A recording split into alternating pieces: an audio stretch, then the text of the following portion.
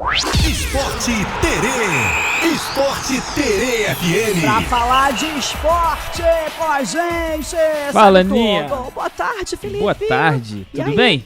Tudo bem? Tá gostando? Ontem choveu, né? Pois Esperava é, que choveu. refrescou, ficou bom. Tava precisando, né? Tava precisando, Tava foi assim. ótimo. Mas hoje continua Será calor, que hoje tem né? de novo? Hoje não tá limpo. Tem igual tava. previsão, tá? Tá. Tem previsão. Vamos ver o que vai acontecer.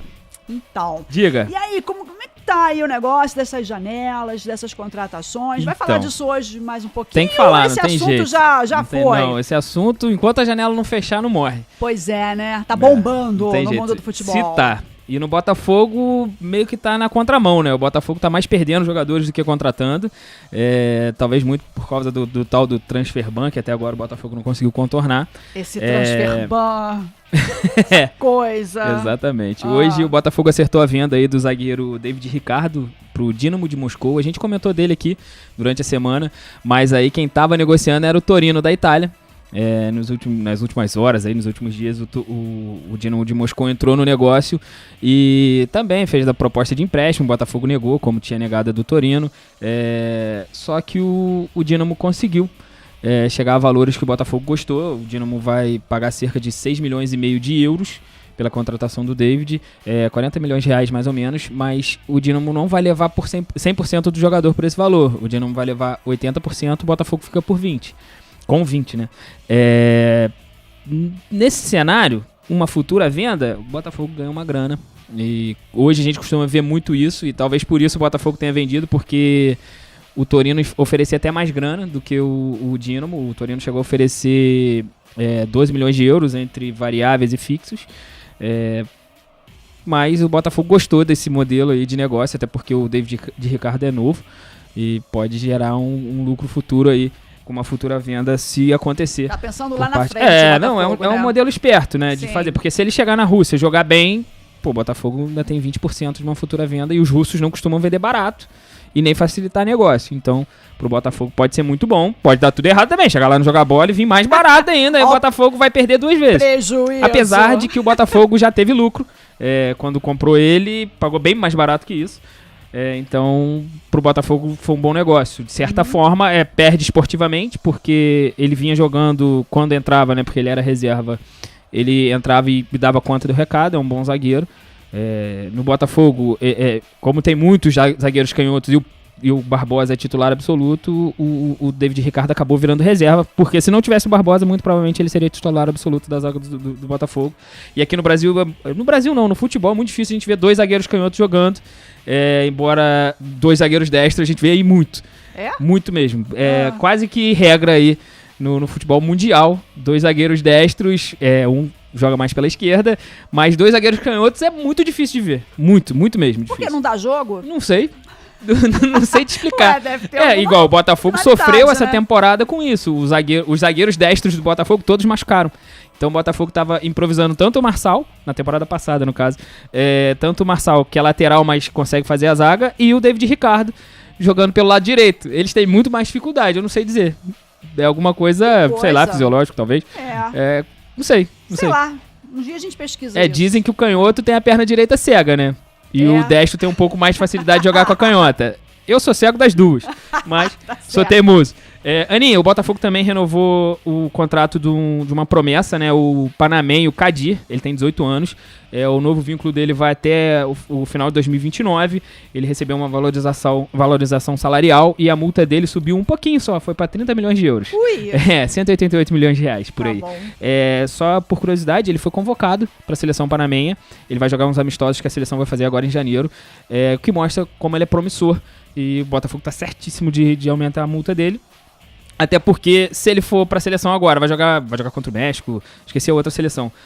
Se ganhar muita projeção, o moleque ficar com muita visibilidade, já vai vender logo. Então, É lógico. tem que estar Tem que ter seguro. essa visão, né? Não, tem que estar seguro. Tem que ter porque essa visão comercial. Exatamente. O Vasco fez isso com o Ryan também, já renovou o contrato dele um monte de vezes, porque o moleque só melhora, só aumenta o potencial, aí os times de fora querem vir. Se não tivesse aumentado, ele já teria ido embora, pela multa. O Vasco hoje, se não me engano, a multa dele é de 400 milhões de reais, do Ryan, no Vasco. Eita, nós. Falando de Vasco, o Vasco tá nessa de perde, não perde o Verratti. O Pedrinho chegou a falar que se o Verratti quiser sair, ele tem que se pronunciar e falar logo, né? O Verratti parece que tá em silêncio, tá em tom de espera, mas o Diniz, a gente comentou aqui também que o Diniz tinha indicado o Brenner. Ele é atacante, jogador da Udinese, é mais móvel, é o atacante que o Diniz queria, ele gosta muito do Brenner, então a diretoria do Vasco, fez contato com o Udinese, já fez uma proposta oficial, não saiu valores, a Udinese parece que não aceitou, mas falou o quanto gostaria de ganhar. A Udinese quer cerca de 6 milhões de euros, pouco mais de 37 milhões de reais. O Vasco avisou que esse valor ainda não pode pagar. Ainda não pode pagar. O Vasco não tem esse dinheiro ainda, mas que vai tentar oferecer alguma coisa a mais aí que a Udinese goste, que agrade a Udinese de alguma forma. O bom nisso tudo, Felipe, é o seguinte, as cartas têm que ir pra mesa. Sim, né? sim. Porque É complicado. Existe a conversa, No meio do futebol análise. é muito complexo, porque muita gente leva grana aí nessas negociações. Tem os empresários que levam tem comissão. Os atravessadores. Tem comissão. tem muita grana. É muita grana que rola.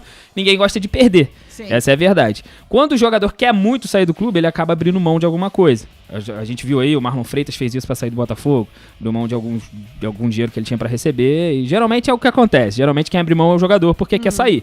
O Brenner não vem jogando lá na Udinese. Vem meio que escanteiteado. Então pode ser que ele venha... que ele consiga sair de alguma forma de lá. O Vasco tentou um empréstimo, a Udinese não aceitou. Agora o Vasco tá tentando a compra.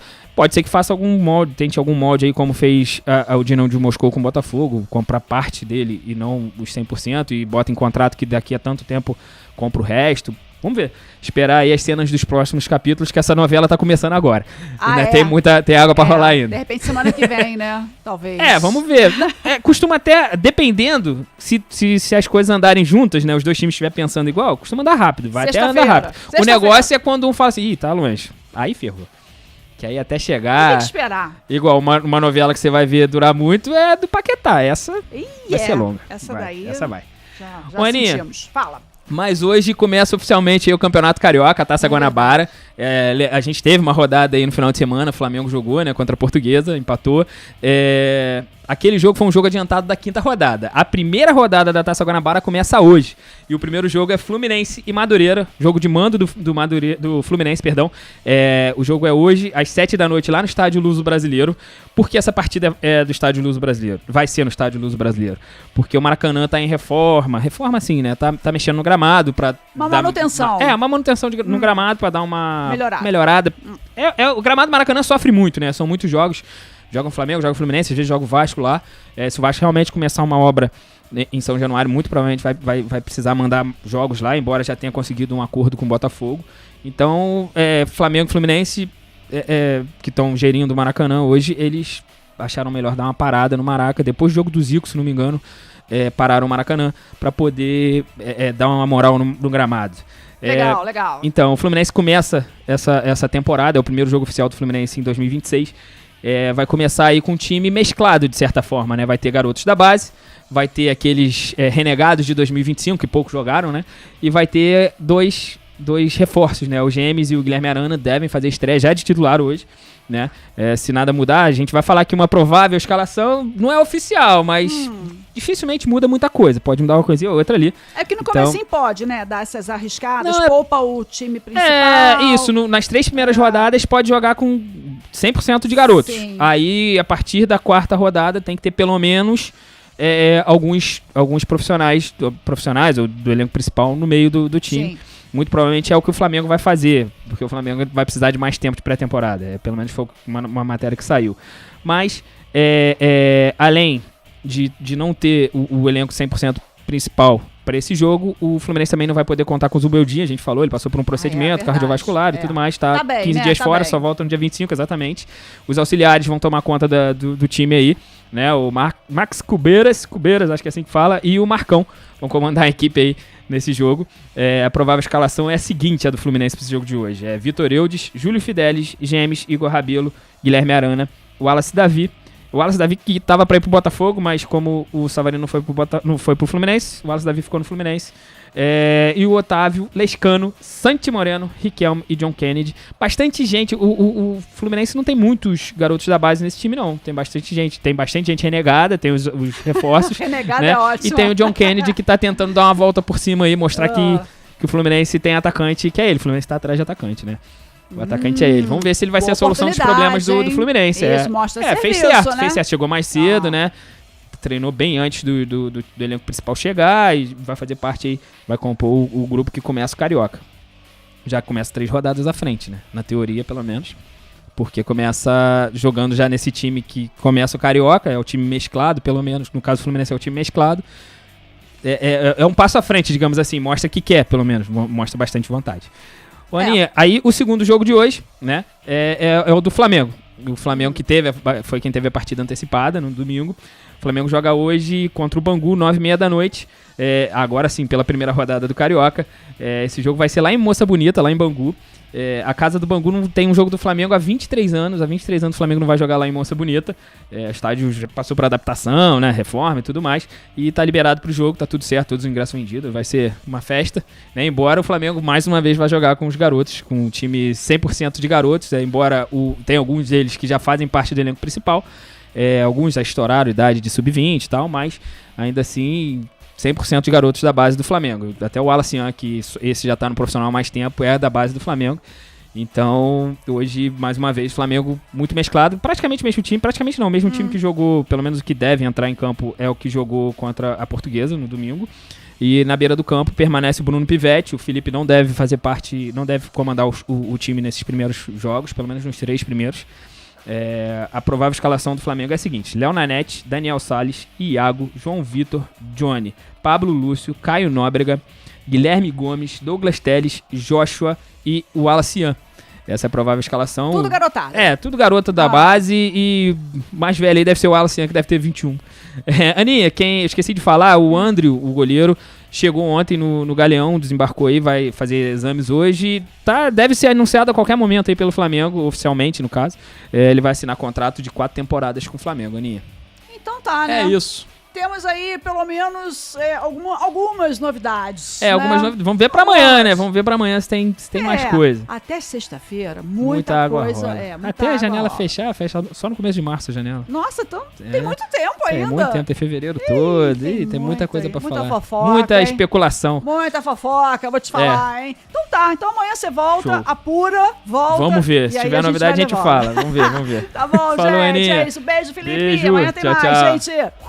Esporte Terê. Esporte Terê FM.